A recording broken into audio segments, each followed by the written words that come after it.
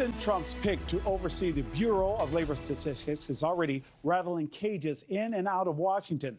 EJ Antoni's nomination already had critics concerned the administration might manipulate critical economic data to fit the president's agenda. And now he's talking about getting rid of the Bureau's flagship report altogether.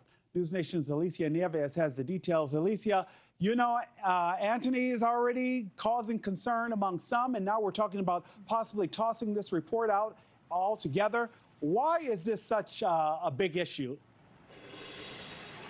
I mean, first and foremost, Nick, it really would be unprecedented to have this nationwide potential pause on the monthly jobs report, even if it's a temporary pause to, have it instead of being monthly, quarterly, until issues, quote, are fixed, as that's what Antoni has said has been the problem. And certainly President Trump has reiterated that concern following some of the data that's come out in the last report that showed major revisions in May and June. EJ Antoni, in a recent interview on Fox just last week, before he was formally nominated by President Trump to potentially lead the BLS, said, quote, "How on earth are businesses supposed to plan, or how is the Fed supposed to conduct monetary policy when they don't know how many jobs are being added or lost in our economy? It's a serious problem that needs to be fixed immediately."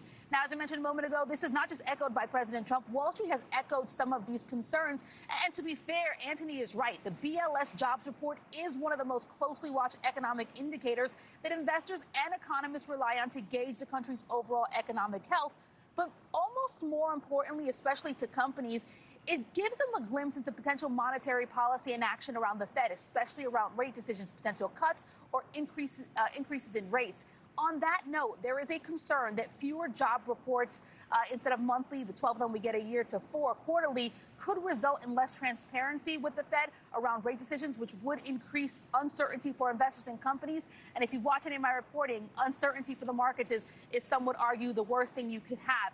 And especially right now, gotta note, a growing number of companies critically needing that transparency as U.S. corporate bankruptcies in July reached their highest monthly volume since 2020. You're talking about large public and private companies filing bankruptcy, increasing to 71 companies in July as opposed to 66 in June. And year to date, these bankruptcy filings totaling around 446 to the end of July, the most for this 7-month period since about 2010, so in about 15 years. So overall, the issue with the jobs report really is a tricky issue. On one hand, it has the potential to reduce transparency for markets, and that's a concern and could cause market volatility. But on the other hand, we need this data to be accurate. Some would even go as far as arguing, had the data been accurate for May and June, you probably would have had a rate cut by now, and some of those companies that have filed bankruptcy would be in better positions at the current moment. So a really tricky problem to solve, and EJ Antoni having some headlines and maybe some controversy around his idea right now. Nick?